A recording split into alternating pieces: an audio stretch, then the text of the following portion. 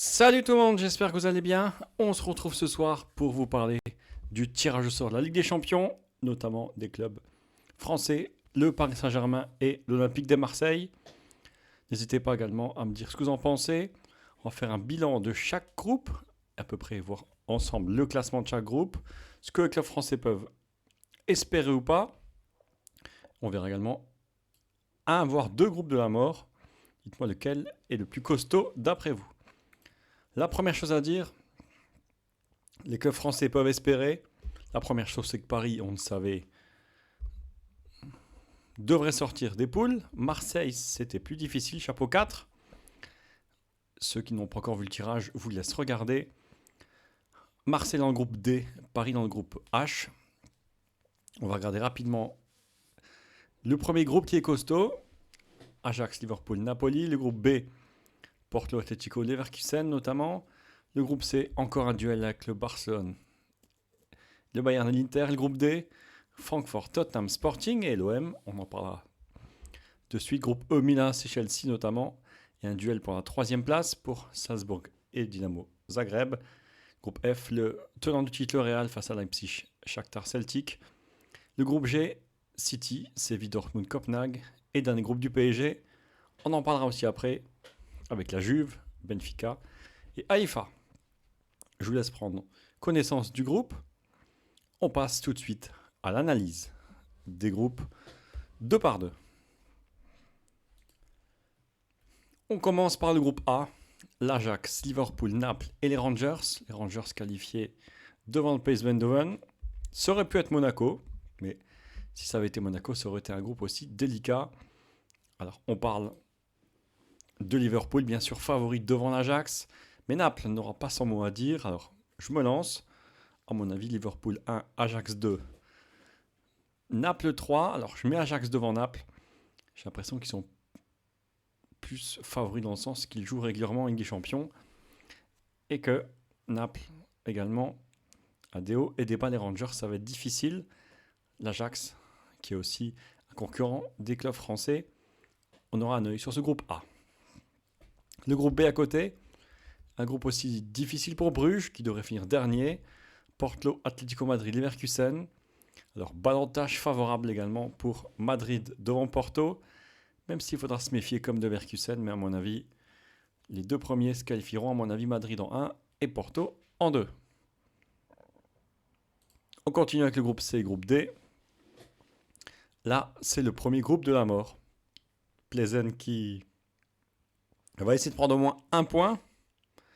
Après, le Bayern et le Barça, normalement, devraient être devant l'Inter, mais attention, c'est jamais facile de prendre un club italien.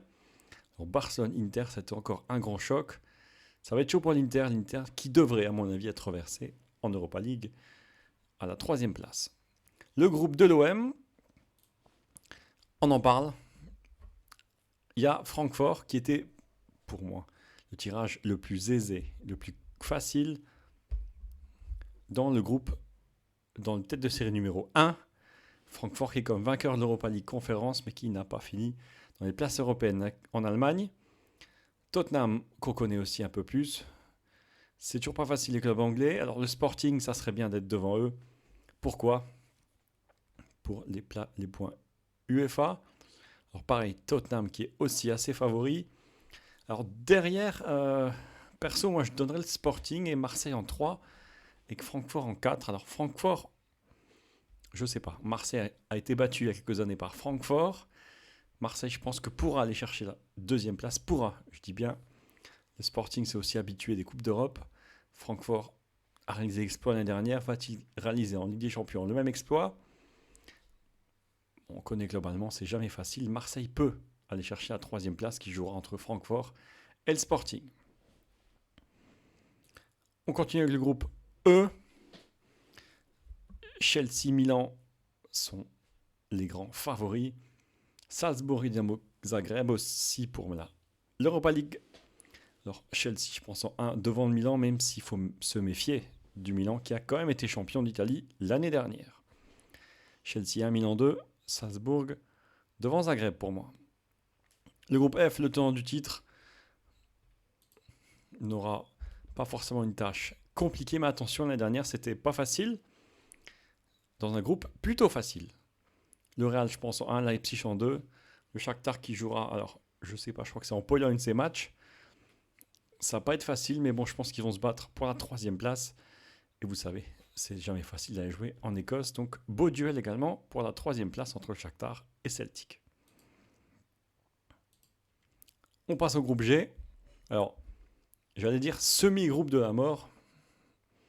Vous avez City en archi favori, Copenhague qui pourrait créer l'exploit, et il y a quand même le duel Séville-Dortmund. Alors, Séville essaie toujours de se placer, Dortmund aussi, c'est un peu des revanchards, ça fait quelques années que Dortmund n'a pas été très très loin au niveau Ligue des Champions, par rapport au Bayern notamment. Et Dortmund-Séville, ça va être aussi la surprise du groupe G, Dortmund ou Séville, à voir. J'ai pas forcément d'opinion, à mon avis. Dortmund peut-être devant Séville, mais je sais pas. Je suis pas sûr. Ça arrive. Je connais pas tout le football non plus. Le groupe H, le groupe du PSG. Alors, la première chose, c'est que d'aller en Israël, c'est pas forcément facile. Bon, le Paris Saint-Germain n'aura pas de soucis normalement. Benfica et la Juve. Benfica qui, bien sûr, à la portée du PSG. À mon avis, Benfica pourrait finir 3e. Et il y aura le choc contre la Juve, avec notamment Rabiot aussi, bien sûr, ne quitte pas la Juve, et Di Maria. Ça va être intéressant. En tout cas, le Paris Saint-Germain avec Neymar, Messi, Mbappé a largement de quoi réussir et de quoi passer premier de la poule. Dites-moi ce que vous en pensez dans les commentaires. On va résumer rapidement. Je vous remets les groupes. Le groupe A, l'Ajax, Liverpool, Naples, c'est costaud. Porto, Atlético, voire Leverkusen. Pour le groupe B, le groupe C, le duel Bayern-Barcelone. Attention à l'Inter derrière. Le groupe D où Tottenham est favori, avec derrière la bataille pour la 2e place ou la 3e. Francfort, Sporting et l'OM. Le groupe E, avec Chelsea archi favori devant Milan, mais attention, méfiez-vous du Milan AC. Zlatan ne vous dira pas le contraire. Le groupe F, le Real en tête avec Leipzig devant Shakhtar Donetsk. Le groupe G, City, le duel pour la 2e place, Séville-Dortmund. Et le groupe H où Paris devrait finir devant la Juventus. Et derrière Benfica qui pourrait jouer les troubles fêtes.